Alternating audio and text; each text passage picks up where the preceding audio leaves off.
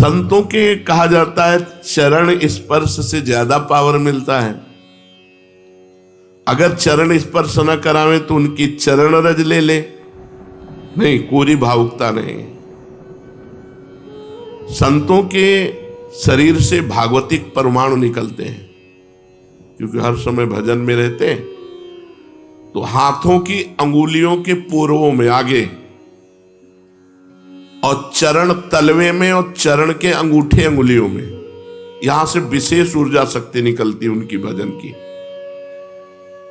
इसीलिए विद्युत परमाणु जैसा काम करती चरण रज, बिजली जैसा काम, क्योंकि तलवे में और चरण के अंगूठे में वो स्पर्श हुई चरण रज विशेष।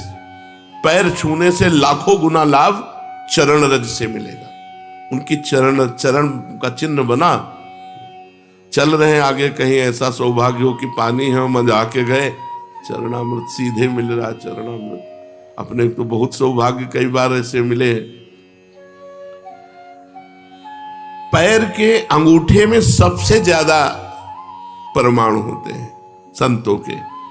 अतः जहां जहां संतों के चरण स्पर्श होते हैं, वहां वहां की रज पूरे शरीर के विद्युत को उस रज में, उनके शरीर में जो ऊर्जा शक्ति भजन की, वो उस रज में। इसलिए उस रज का, और यहाँ वृंदावन की रज तो महारानी जी की चरण रज है। सद्यो वशीकरण चूर्ण मनंत शक्तिम तम राधिका चरण रेणु मनुष्य मरामी। रोज चरण वंदना वृंदावन की करके और रज लगावे, बहुत लाभ प्राप्त होगा। जो रोज रज का सेवन करता है, उसके अंदर भागवतिक परमाणुओं का समावेश हो जाता है और वो परम पवित्र हो जाता है। ऐसा कोई तीर्थ से भी पवित्रता नहीं मिलेगी जैसा भक्तों की चरण रज से। भगवत दर्शन का सर्वोत्तम उपाय क्या है? भगवान के दर्शन करने का सर्वोत्तम उपाय क्या है? भगवत दर्शन का सरल और सर्वोत्तम उपाय, दिन रात उनके नाम का जप करो और एकांत में रो, भगवान मिल जाओ। दिन रात नाम जप करो और भगवान के रुदु सुस्वरम राजन कृष्ण दर्शन लालसा। बिन रोए किन पाइया प्रेम प्यारा बिन। लाडली जी ने राधा माधव चिंतन में लिखा हुआ है कि एक गोपी ने पूछा, श्री कृष्ण प्राप्ति का उपाय किशोरी जी क्या है? तो किशोरी जी ने कहा, हमने तो केवल आंसुओं को ही समझा है, केवल आंसुओं को ही समझा है प्रीतम की प्राप्ति का उपाय। जो रो रो करके नाम जप करता है, पुकारता है, रोता है, भगवान उसको दर्शन देते हैं। दूसरे नंबर की बात है कि तुम दर्शन के लिए व्याकुल कितना हो। जब तुम्हें न खान पान अच्छा लगे, न सोना अच्छा लगे, कुछ अच्छा ही न लगे, इतनी व्याकुलता की जीना भी अच्छा नहीं लग रहा। ये जब मृत्यु प्रिय लगने लगे और जीना प्रिय लगने लगे, इतना विरह हृदय में आ जाए, इतनी व्याकुलता हृदय में आ जाए, उसी समय भगवान दर्शन दे देते हैं।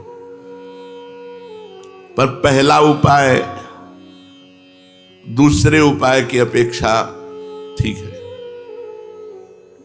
कि हमारे अंदर विरह भी नहीं है, व्याकुलता भी नहीं, जलन भी नहीं है, पर हम रात दिन नाम जप करते तो अपने आप भगवान आकर दर्शन देंगे, पक्का। ना चाहो तो भी आके मिल जाएंगे। देखो मार्कंडे जी भजन कर रहे हैं, चाह नहीं थी भगवान शंकर और पार्वती जी की, पढ़ के देख लो भागवत में, अपने आप आकर के दर्शन दिए। नर नारायण भगवान दर्शन दिए, सब दर्शन दे देंगे। खूब भजन करो। कहते हैं कलयुग में भगवान के दर्शन नहीं हो सकते। कलयुग है, इसमें साक्षात भगवान के दर्शन नहीं हो सकते। मेरा दृढ़ विश्वास है कि इस युग में भगवान के दर्शन पहले युगों से सरलता से होते हैं। 10,000 वर्ष एक पैर के अंगूठे के बल खड़े होकर दोनों हाथ उठा के, जो हम लोग 1 मिनट नहीं कर सकते, पैर के अंगूठे के बल खड़े होके दोनों हाथ उठा 1 मिनट नहीं कर सकते, वो 10,000 वर्ष मंत्र जपते हुए तब कहीं करदम जी को भगवान का दर्शन हुआ था। यहां 10,000 वर्ष है ही नहीं जिंदगी में, 70-80 वर्ष के खेल है हमारा। इसमें अगर हम निरंतर नाम जप कर लें तो बिना किसी तपस्या के भगवान के दर्शन हो जाएंगे। कह रहे मेरा विश्वास है कि इस कलयुग में भगवान के दर्शन बहुत सरल हैं, सहज हैं, पहले युगों से भी। अन्य युगों के महापुरुष चाहते हैं कि कलयुग में मेरा जन्म हो जाए, थोड़े प्रयास से भगवान के दर्शन, रात दिन नाम, थोड़ा प्रयास, अब 10,000 वर्ष वाला प्रयास, और 80 साल के हैं, 80 में 20-30 वर्ष तो सोने के रख लो, क्योंकि अधिकतर बाल्यावस्था ऐसी चली गई। अब जवानी में अगर होश आ जाए और नाम जप कर ले तो इसी से भगवत प्राप्ति हो जाएगी। ऐसा रोज आने लगता है कि आज भगवान मिलेंगे, आज भगवान मिलेंगे।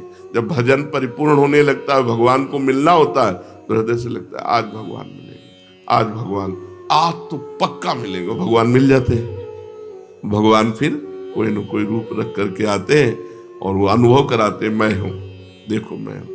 अपने को तो अन्य रूपों की बात क्या, साक्षात रूप में भगवान शंकर काशी के घाटों में आए, पर ये बस था भूख प्यास सहते हुए, आज भगवान मिलेंगे, आज भगवान मिलेंगे, आज पक्का मिलेंगे। दोपहर की तपती हुई भूमि, जो पूरे घाटों में कोई व्यक्ति न दिखाई दे, नंगे पैर, हाथ में त्रिशूल लिए हुए, जटाओं का, अरे दौड़ पड़े, साष्टांग दंडवत।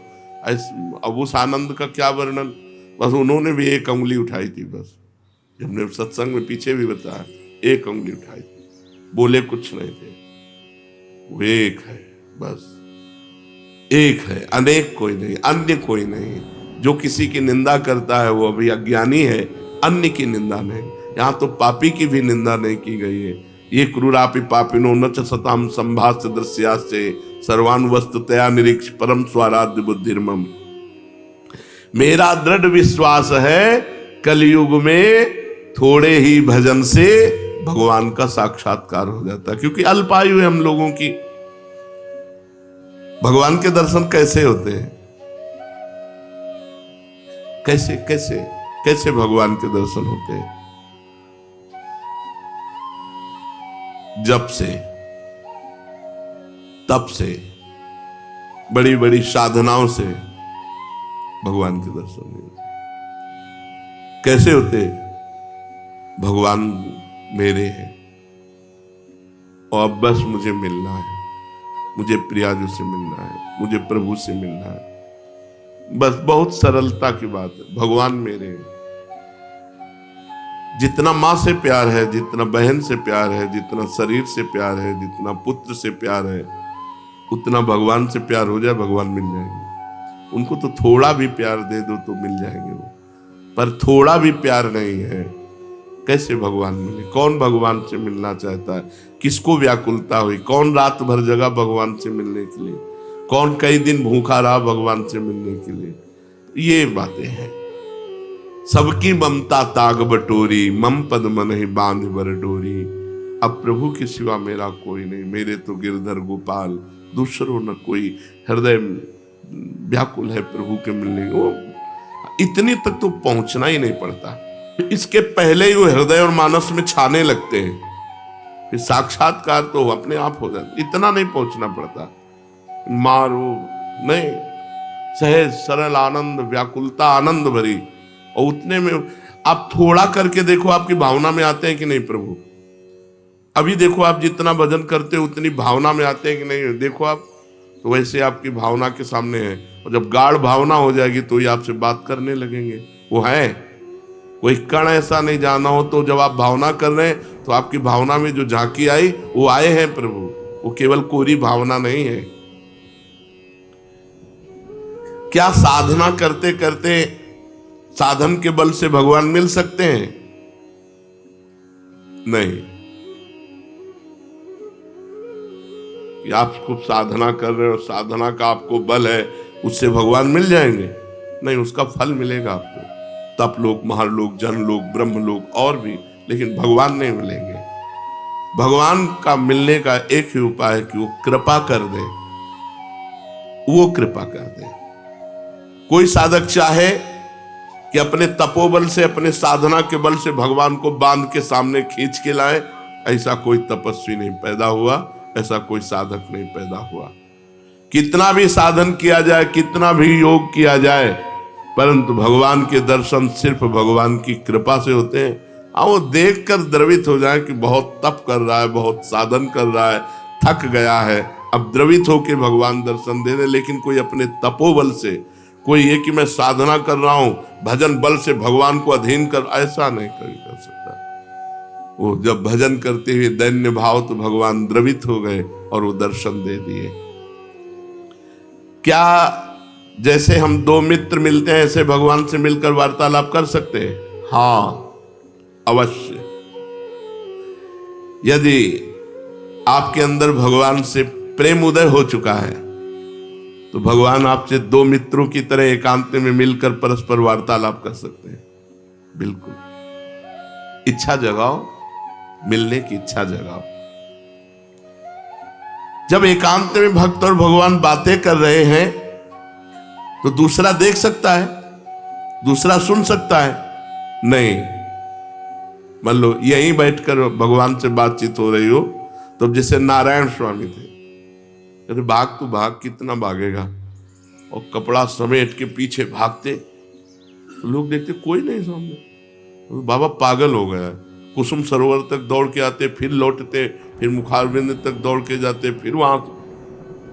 जब प्रेमी जनों ने पूछा, तो बोले हमारी उसकी छुआछुई हो रही, वो देखो सामने दौड़ रहा है, मैं उसे पकड़ रहा हूं। लेकिन सबको लगता कि पागल हो गए हैं क्या, दौड़ रहे हैं। कहते भाग तो कितना भागेगा, आज मैं पकड़ के छोड़ूंगा, और सामने कोई है नहीं, तो लोग पागल ही तो समझते थे। तभी भक्त को एक पागल संज्ञा दे दी जाती है।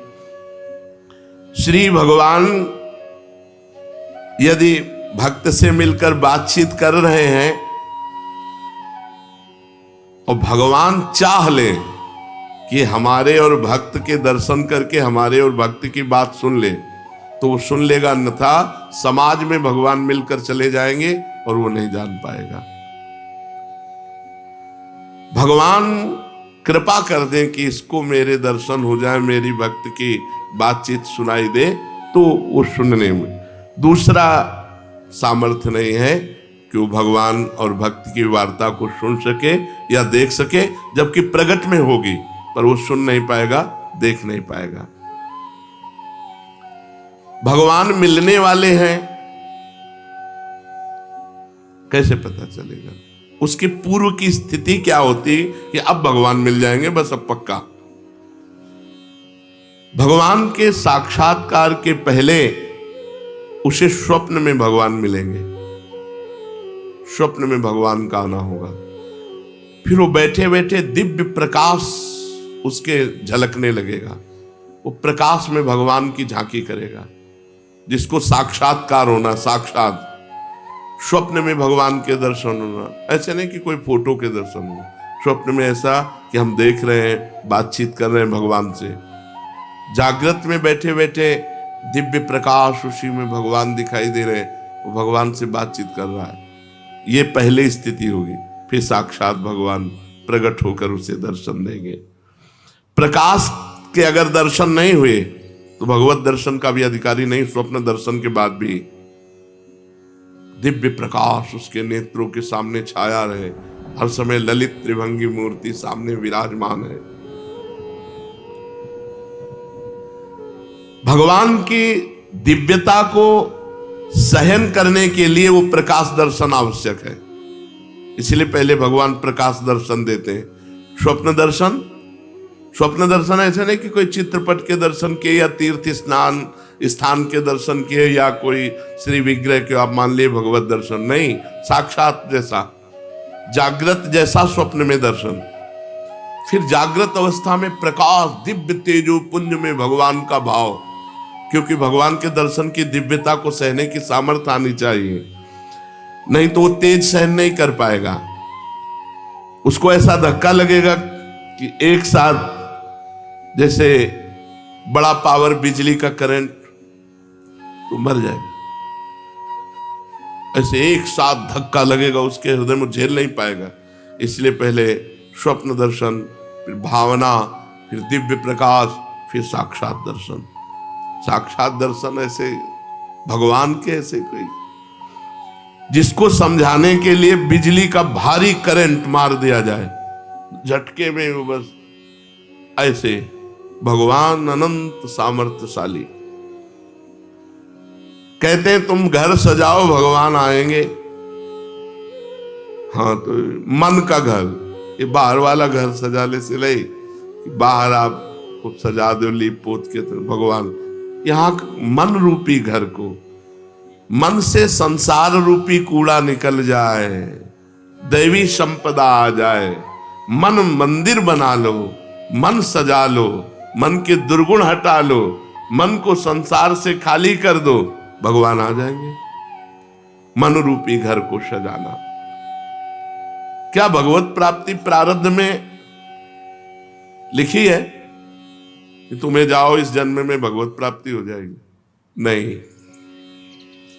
भगवान का भजन संत समागम के द्वारा प्रारंभ होता है और भजन के द्वारा हमारा भाग्य नया निर्माण होता है भगवत प्राप्ति का। वो पूर्व जन्म से नहीं होता कि अगला जन्म तुम्हें भगवत प्राप्ति हो जाएगी, वो भजन से होता है। क्या प्रारब्ध बाधा पहुंचा सकता है? इच्छा प्रबल हो, भजन कस के हो, भगवान की अनन्यता हो, तो प्रारब्ध बाधा नहीं पहुंचा सकता, नहीं पहुंचा देगा। प्रारब्ध बहुत बुरा होता है। जिसे मान लो दोनों किडनी फेल, डायलिसिस और बड़ी समस्या, बड़ा परेशान, पर भगवान की कृपा से चल रहा है, साधन भी चल रहा है जो भगवान चला रहे हैं। जैसे अगर बताओ प्रारंभ में ये हो जाता, मान लो भजन शुरू किया, प्रारंभ हो गया, मार दिया ना प्रारब्ध ने, तो प्रारब्ध बाधा पहुंचा सकता है भगवत प्राप्ति में यदि भगवान की अनन्यता न हो, भगवान की शरणागति न हो, भगवान का भजन न हो। भगवान की अप्राप्ति के संताप का क्या स्वरूप है? जिया ना जाए। भगवान के अमिलन में, भगवान के बिछोह में एक एक निमेष युग के समान लगने लगे, ऐसा नहीं लगता। इसलिए भगवान नहीं मिलते। अभी खाना पीना अच्छा नहीं, खान पान ते भावे है, नहीं कोमल वसंत सुहावे, सब विषय लगे ते खारा है, हरि आशिक का मग न्यारा है। भगवान की लीलाओं में प्रवेश कब होता है? ये तो भगवत दर्शन की बात रही। भगवान की लीलाओं में कब प्रवेश होता है? जब भगवान की अखंड स्मृति जागृत हो जाती है, हर समय भगवान नाम चल रहा है और वो सर्वदा भगवान की लीलाओं का चिंतन करता रहता है। अपने इष्ट की लीलाओं, अखंड स्मृति और लीलाओं का चिंतन, और उसके अनुसार अपने स्वरूप को देखता रहता है। जैसे अपने लोग सहचरी भाव, भगवान सत्य हैं, सदा हैं, सर्वत्र हैं, इसलिए जैसी मन में वो लीला चिंतन करता है, जैसे ही भावना उसकी पुष्ट होती है, भगवान उसे अपने लीला का द्वार खोलते हैं कि अब तुम्हें कल्पना करने की जरूरत नहीं, भावना करने की जरूरत, आओ देखो ये लीला दर्शन करो। वो लीला में प्रवेश कर जाता है और प्रत्यक्ष की तरह सब लीला प्रसंगों में वो स्वयं सम्मिलित रहता है। जैसे हम ऐसे देख रहे हैं, ऐसे प्रत्यक्ष की तरह, भावना नहीं केवल, वो तब होता है अखंड स्मृति, लीलाओं का चिंतन और स्वरूप का बोध, अपने स्वरूप का बोध, सहचरी स्वरूप, गोपी स्वरूप, सखा स्वरूप। ये परम धाम क्या है? वैकुंठ लोक, गोलोक, साकेत, कैलाश, ये परम धाम है। एक है या अलग है? एक ही है, और भावना के अनुसार अलग वैभव प्रकाशित हो जाएगा। धाम नित्य चिदानंद एक है। आपने भगवान शिव की उपासना की तो आपको पूरा कैलाश रूप में भगवान शिव परिकर सहित अनुभव कराएगा। राम जी की उपासना की वही धाम साकेत बनकर अनुभव कराएगा। श्याम जी की उपासना की, वही धाम गोलोक बनकर अनुभव कराएगा। धाम एक है, वो चिदानंदमय है, तो भक्त जैसी भावना करता है वैसा अनुभव कराता है। शेष चर्चा आगे। श्री राधा वल्लभ लाल की।